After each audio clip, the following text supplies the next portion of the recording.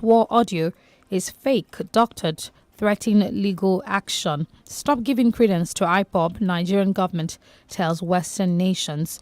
BUA gets federal government approval to construct 294-kilometer Kwara roads worth 300 billion naira. Nigeria's 2023 elections least violent. Official. And some more stories. Kaduna government reinstate 1,288 sacked primary school teachers. FEC approves new bill to replace Nigerian Mining Act.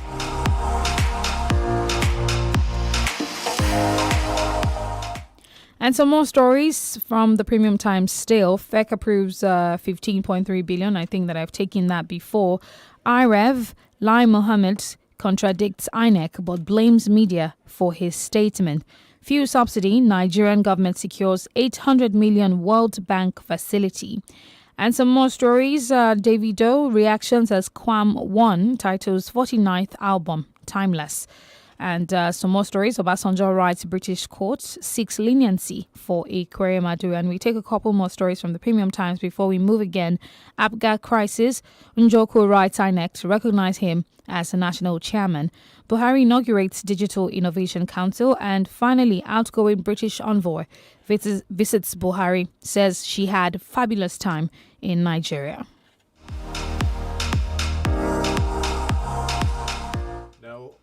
Now over to the Nation newspaper this morning. Shoyinka to Tinubu make power devolution priority.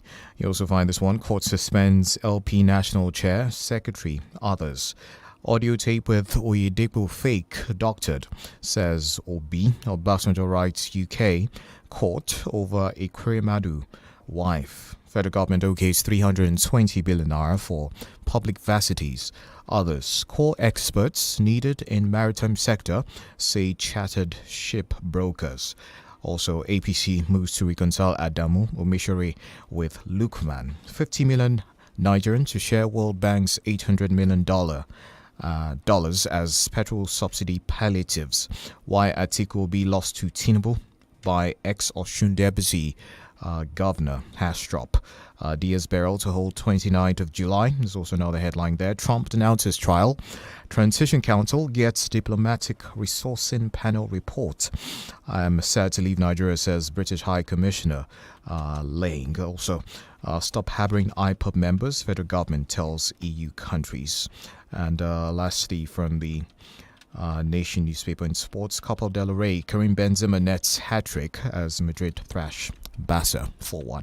Let's take a look at the Daily Post Nigeria. 7 years after, economy, others overwhelm Buhari government. And some more stories from the Daily Post newspaper. This one says, Kano court sentences Chicken to death. Ekiti, oral evidence needed to resolve Speaker's impeachment suit. This is by the court. TET Fund, Buhari approves over 320 billion naira for tertiary education institutions. And some more stories here says, I'm sad, British High Commissioner Catriona Liang bids farewell to Nigeria.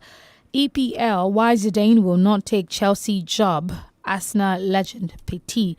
And away from that one, you can also find this one says, Senate adopts audit report indicting 37 agencies of government. I am under pressure to leave Nigeria. Peter Obi hits out at APC government agencies. Enugu committee recommends 353 new autonomous communities. Supplementary election, lawyer petitions INEC over suspected move to manipulate result in Akwa Ibom. And so more stories here says federal government grants approval for rehabilitation of 4 major roads in Kwara State. Governor Okowa assures justice as policeman kills Delta resident. And I'll take some couple more while we move to another one. Ministry of Works gets 916 million to digitize operations.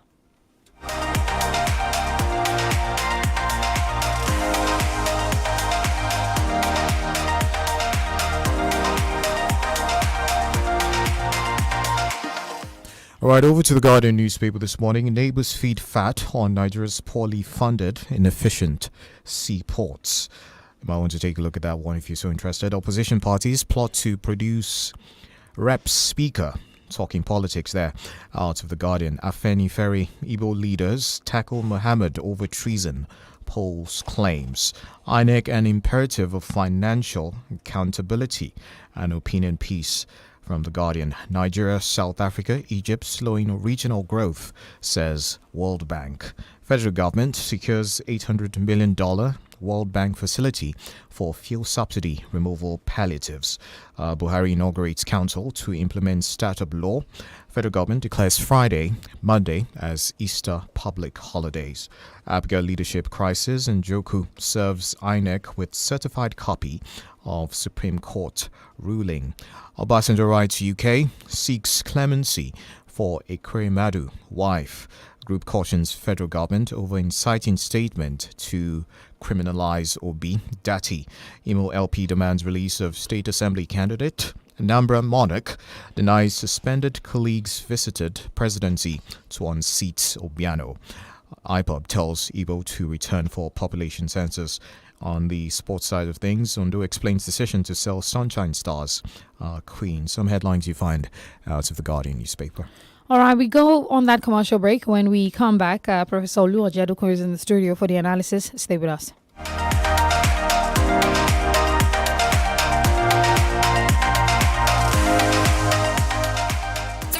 FM 94.9. For this Naija wey we dey so, say you no hold cash no mean say wahala dey o. You wan send money to Male for Villa, just use Momo. You wan buy recharge card or data, just use Momo. You wan pay for market wey you buy, just use Momo. You fit use Momo run plenty things without cash. As long as you get Momo account, no cash, no wahala. And e dey easy to open o. Just dial *671# to open Momo account. Set your PIN, transfer money from your bank account inside your Momo account. Make you fit dey pay for anything, send and receive money sharp because life dey simple with Momo. Màámi, ṣé gbogbo ife Bonvita ilẹ̀ fẹ́ pín? Bẹ́ẹ̀ni, ó ṣàmọ̀ pé àkókò yìí ní ṣe pẹ̀lú nǹkan pínpín.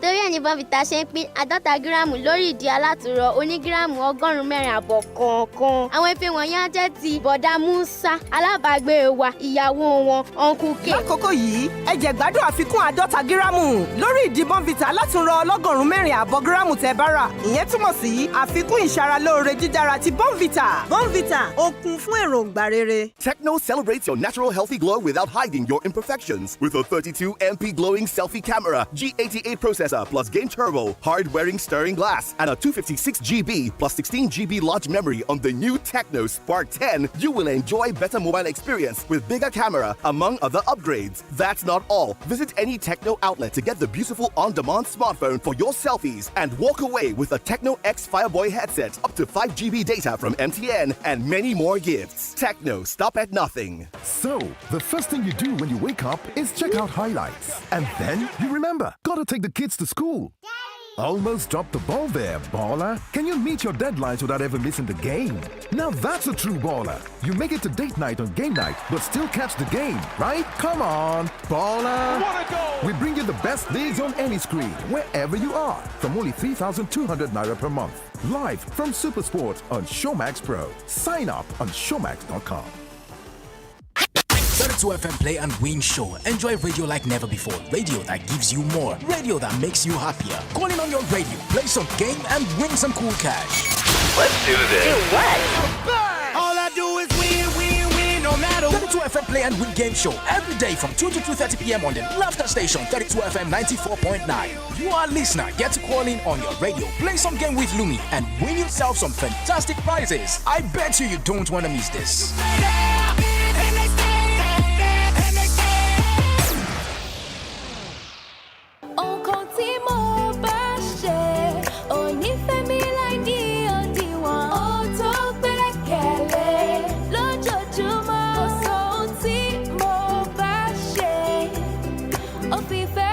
Ìfẹ́ tí kò lábàwọ́n ni ìfẹ́ ìyá jẹ́.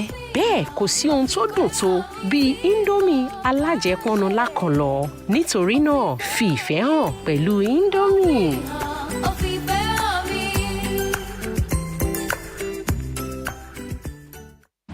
You're listening to 32 FM 94.9.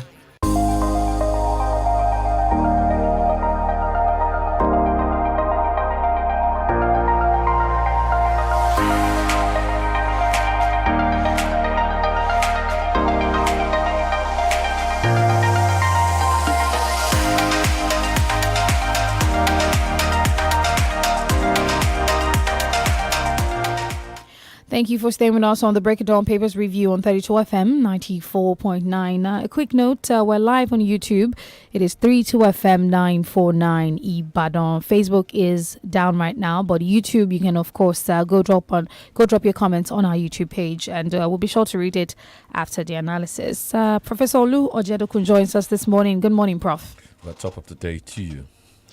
All right, we begin with this story out of the many of the papers this morning. It has this one. The federal government has secured the sum of 800 million naira from the World Bank. We hear that's under the National Social Investment Program. That's supposed to be as part of palliatives for the cushioning of the negative effects of the planned subsidy removal. Now, this is coming as just yesterday, I believe, the NLC came out to speak about, the removal of subsidy and the potential effects it could have on the country as a whole. Prof, let's have your reaction. Well, that facility is a loan from all indications, and I think the government needs to prepare, and the government needs to get ready, and the government needs to provide palliatives, because if the subsidy is removed, the implication of that is that the cost of fuel, PMS, is going to go up, and if it goes up, the implications of that are that people are going to face a lot of hardship. Right. So I think the government is right to find a way to cushion this. Some would have argued that they should have been cushioned, or they should have made provision for this a long time ago. And some would also argue that if it's a loan, we are still going to have to pay it back at some point in time. But what choice? What choice does the government have? All right. There's always been that thing where people have said that, yes, the solution to this whole crisis, talking about petrol and all of that, is local refinement. That has been quite established, over time. And yes, we still struggle with actually getting to that part of the solution. I don't know what it would take. Why is it so difficult for us to get this thing about local refinement of petrol right? Well, I think the fundamental error and mistake that we made was that we had lots of refineries that were government controlled. It's also been proven that government are limited in what they can do. And when Obasanjo was leaving, what he wanted to do was to sell many of these moribund and refineries that were not working at the full optimum level. And of course, the government that came in, Yaradua, scuttled it at the last moment. And so what we were left with this albatross around our necks, which means that we have the refineries, but they're hardly working and they're hardly producing. And then comes in private investment. You also have to remember that we load a lot of things onto the exclusive legislative list, right, which means it's the federal government, that can be involved in that, from that point of view. Anyway, the private sector comes in, but with Dangote coming in, it's taking ages. It still hasn't come on board. And even if it comes on board, the government already is taking a share of that 20%. It's still not going to be enough for our need. So I guess in the long term, we will get over it and we'll be able to do local refining. But we're not there yet. And so we're in that in-between, in that interregnum, in what people call, in between heaven and hell, right, from that point of view, if you believe in that kind of thing. That's where we are at the moment. And except foreign direct investment comes, the private investment from Nigeria is quite enormous to set up refineries. And I'm not seeing private direct investment coming now. Maybe by the time this new government settles in, we'll begin to get more of that. All right, let's talk about this story. Federal government approves 15 billion naira ICT devices for census. The federal government on Wednesday approved 2 contracts worth 15.3 billion for the supply and installation of information and communication technology components and digital assistance devices. And the story goes on and on. Now, ICT devices are just being approved for a census that is set to hold less than a month from today in a country of over 150 million people. What do you make of this story? Well, I don't want to say that a mischief is being what is being planned, but it's going to be very difficult, of course, to deploy them. First, you have to purchase them. Secondly, you have to deploy them. And also, you have to ensure that they work. So you have to test run them. So there's a lot of processes involved in what you're saying, yeah. And you have to ask the question, why are they entering into this expenditure so late in the day when they're about to leave the scene? You see, and I would question it. I would say that I would rather that they have left it for the new government. But they would argue. Now, if they left it for the new government, the government may not be up and running for a long time. So they're justified in spending that. But my own view is that money is quite a lot. The technology they want to deploy may not be fit for purpose if it's not tested and such issues like that. So who knows what is going on? But the cynic in me would suggest or would suspect that some shenanigans are what's going on and somebody is onto a killing here. I hope not. All right, moving over to this story from the Nation newspaper. It reads, Shoyinka to Tinubu, make power devolution priority. Prof, your initial thoughts on that particular headline, just by face value of things. My own view about it is that Nigeria can never be the country of our dreams if we continue this centralized system of government where most of the things are decided in Abuja. But thankfully, Buhari has signed some laws, which means that generation of electricity and one or two other things can be done by the state. But we need more devolution. In other words, we need states to carry more of a fair share, not just of duties, but also even of spending. Some would argue, why am I saying that? That most of these states are not responsible when it comes to spending anyway. No, but the reality of it is that if we demand more of our government, if they have more powers, then of course the electorate can hold them to better account. But Nigeria cannot survive being very unitary, as it were. We got a sort of indication of this, or sort of a taste for this from the military era, and maybe also the United Kingdom, because if you look at the United Kingdom, very centralized. But over the years, the United Kingdom that has been centralized has gone the way of devolution. Scotland, Wales, Northern Ireland, and so Nigeria should do the same thing.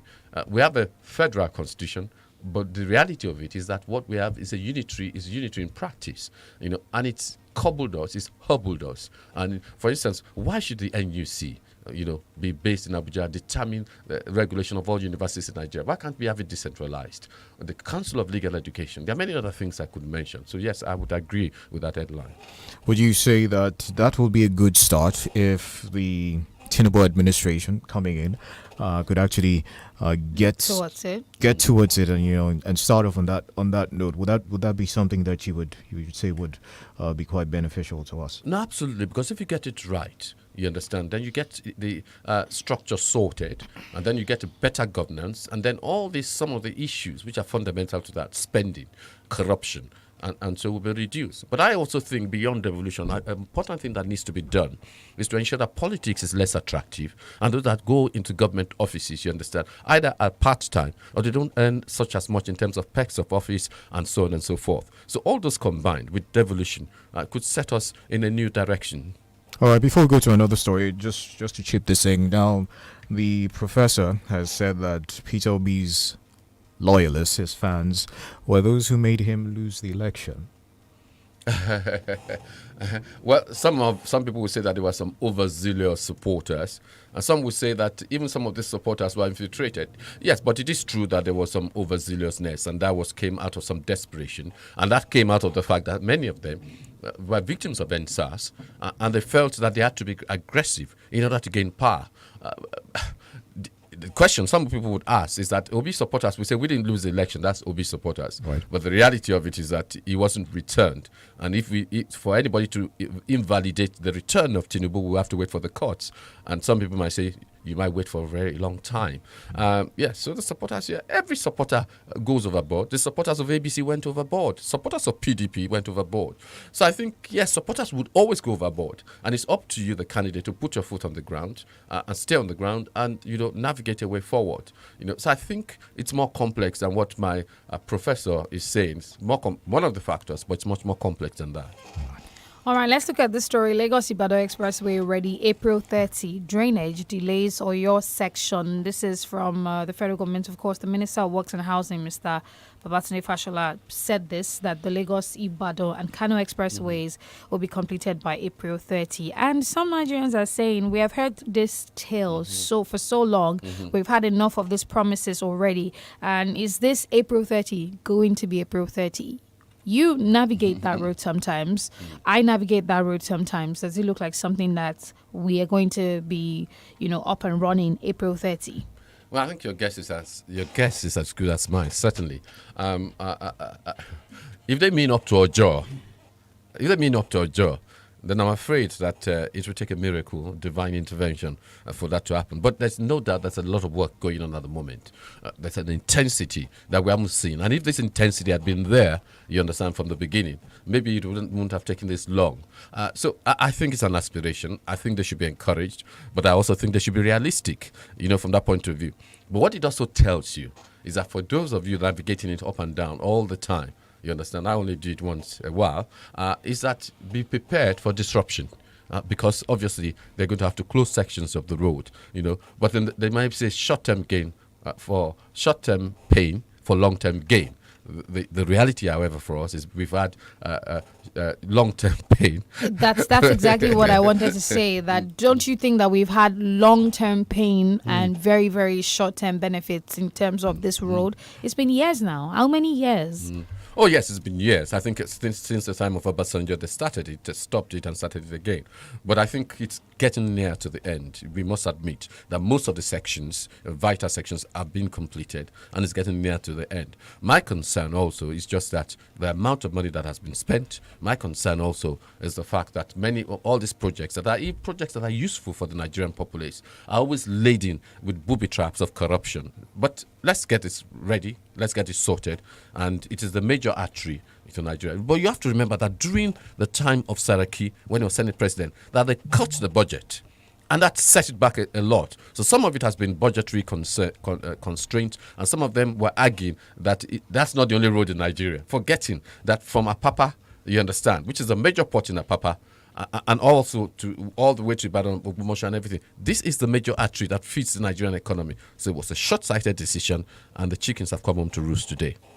All right, we'll take another story. Former President Olusegun Obasanjo has written to the Central Criminal Court, Old Bailey, London, pleading for leniency for the former Deputy Senate President, Senator Ike Ekweremadu, and his wife, Beatrice, who were convicted of organ trafficking. The Ekweremadus, of course, as you might remember, were convicted by the UK court after their trial on allegations that they lured a young man from Nigeria to the UK for the purpose of harvesting his kidney for their daughter.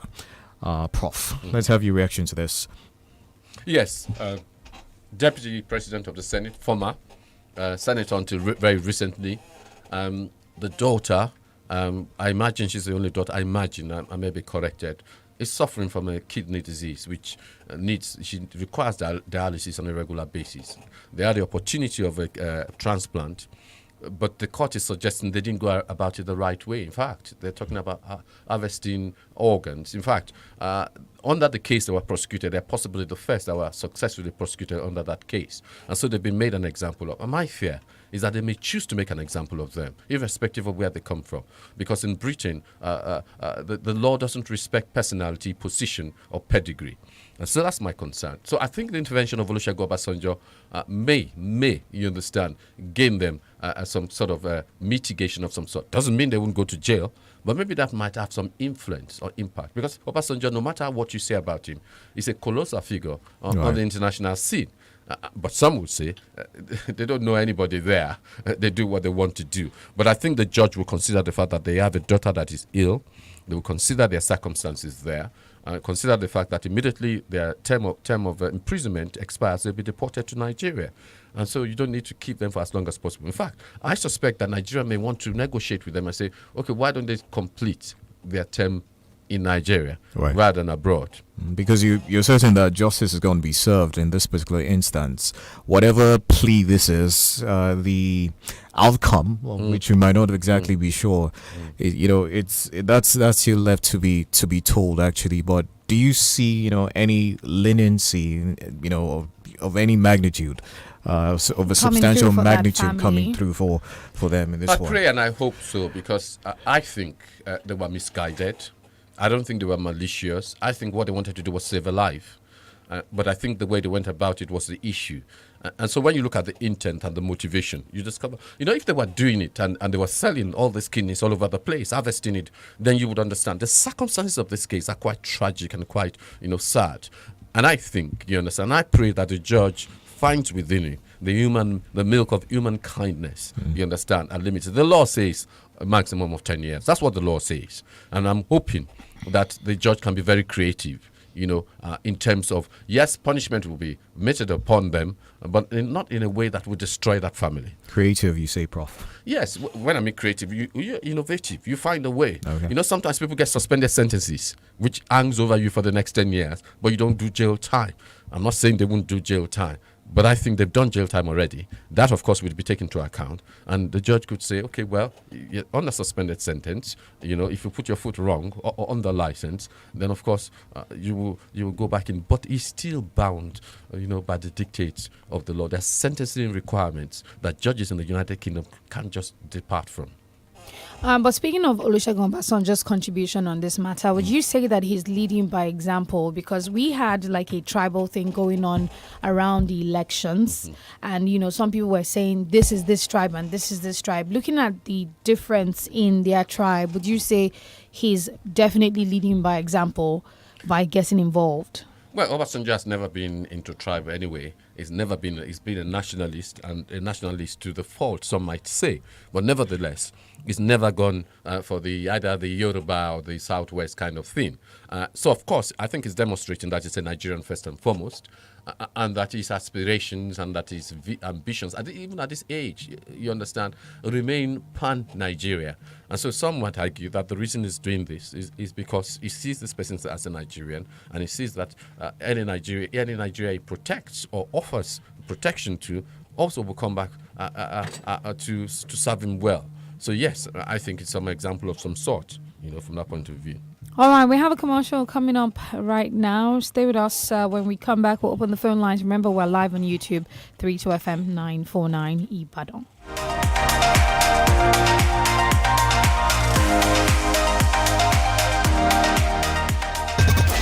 FM 94.9. Màámi, ṣé gbogbo ife bọ́ǹfìtà ilẹ̀ fẹ́ pín? Bẹ́ẹ̀ ni, ó ṣàmọ̀ pé àkókò yìí ní ṣe pẹ̀lú nǹkan pínpín. Torí ẹ̀ ní bọ́ǹfìtà ṣe ń pín 50 gíráàmù lórí ìdí alátùrọ̀ onígíráàmù 104 àbọ̀ kọ̀ọ̀kan. Àwọn ife wọ̀nyí á jẹ́ ti bọ̀dá Musa, alábàágbé wa, ìyàwó wọn, Uncle K. Lákòókò yìí, ẹ jẹ́ gbádùn àfikún 50 gíráàmù lórí ìdí bọ́ǹfìtà alátùrọ̀ 104 àbọ̀ gíráàmù tẹ́ bá rà. Ìyẹn túmọ̀ sí àfikún ìṣaralóore jíjára ti bọ́ǹfìtà. Bọ́ǹfìtà, ó kún fún èròǹgbà rere. So, as you wake up, one first check highlight for early momo, you can remember, say, time for school runs don't reach you. Baller we sabi, be 1-4 hand for there. How you go do your thing? Can still catch up with your game. That na baller we sabi. How you go do your waka? Can still watch the game full time. Abi, come on, baller. Showmax dey your side. Sake of say, them they summer you with better leagues for any screen, anytime, any day. No matter where you dey. For chicken money will be 3,200 naira a month. Live from SuperSport on Showmax Pro. Make you sign up for showmax.com. Techno celebrates your natural healthy glow without hiding your imperfections with a 32MP glowing selfie camera, G88 processor plus game turbo, hard-wearing stirring glass, and a 256GB plus 16GB large memory on the new Techno Spark 10. You will enjoy better mobile experience with bigger camera, among other upgrades. That's not all. Visit any Techno outlet to get the beautiful on-demand smartphone for your selfies and walk away with a Techno X Fireboy headset, up to 5GB data from MTN, and many more gifts. Techno, stop at nothing. You did dull yourself this afternoon. You did dull yourself this afternoon. You did dull yourself this afternoon. No allow any dulling for your life, oh. Enjoy that your break moment with 5 Alive 4P. Now correct enjoyment will go cool your body, come ginger join. Make you use the enjoyment where they inside 5 Alive 4P take hold your side. It day available for different delicious flavors. 5 Alive 4P, filled with life. 32 FM 94.9.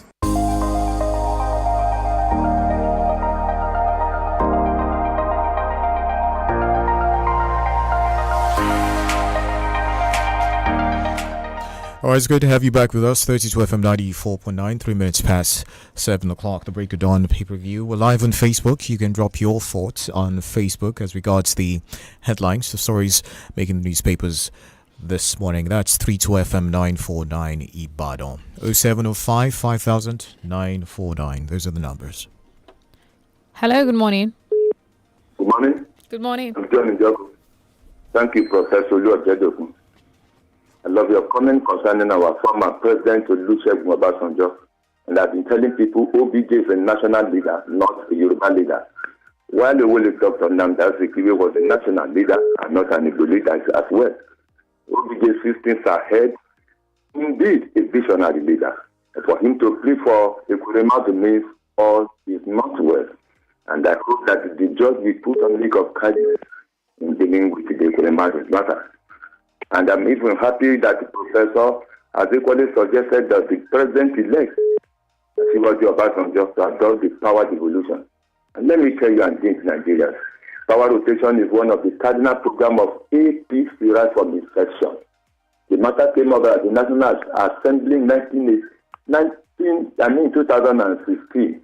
And the flaws of the National Assembly, it did not survive the heat of the day. I condemned the activities in one of the radio in Ibadan. I was banned for 2 years. John Jock is my name, thank you. All right, thank you very much. 0705 5949 0809 7949. We have another call. Hello, good morning. Hello. Hello, good morning. Good morning. We can hear you. Yeah, good morning, Adeshu. It's my name from Adeshu is my name from Ogajakoko calling right now. All right, please go on. It's a good one.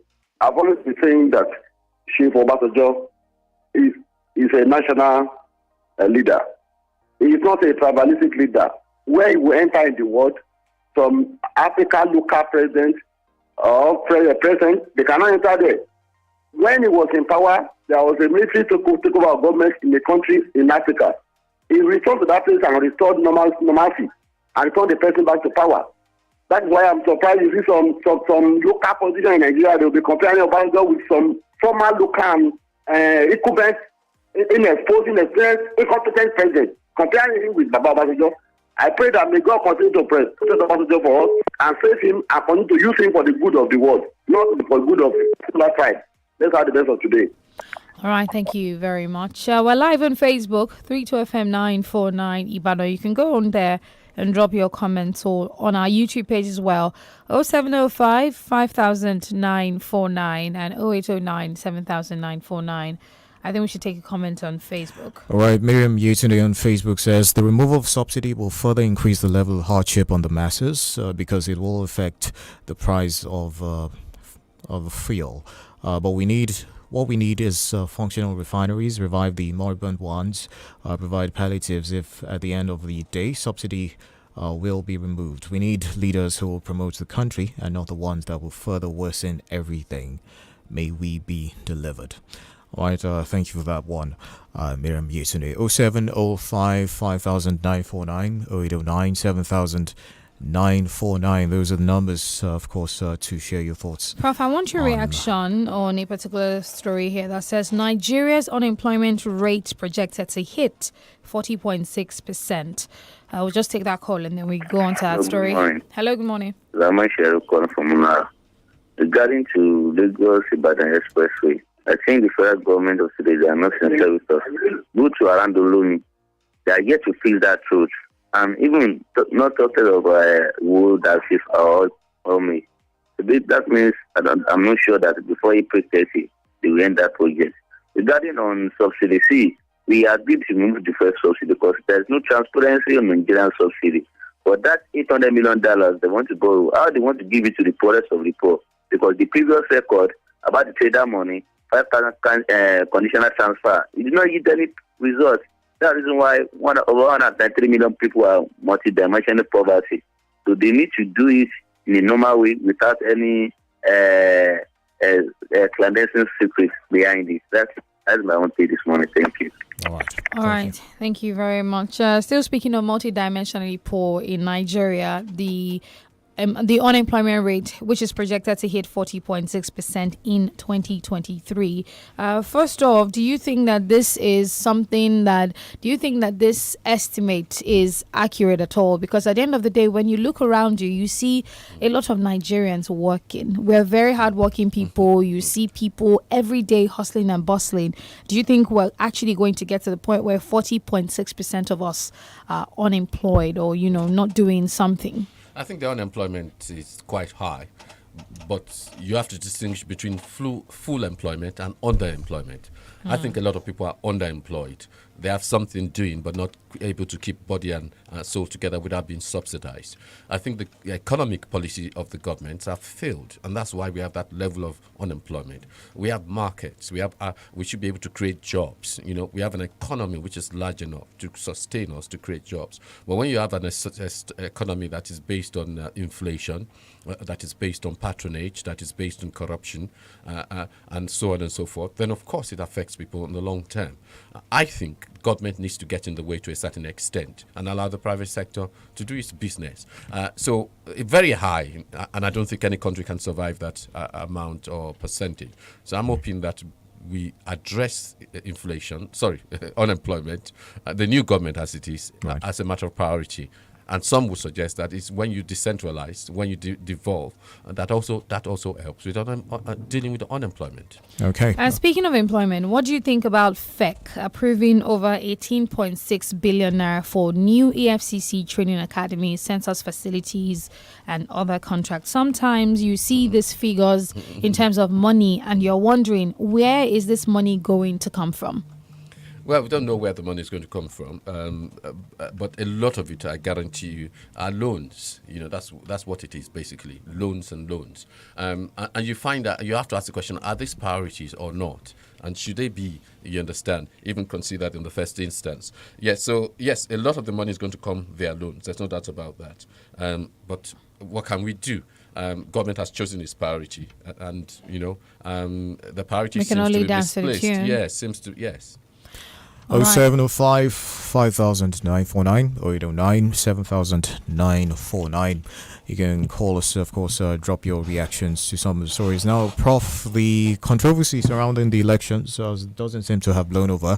Of course, Afeni Ferry, we hear, is tackling the Minister of Information, Lai Mohammed, over his stance on the 2023 elections. He said that the elections were credible. They're saying that he's not being honest.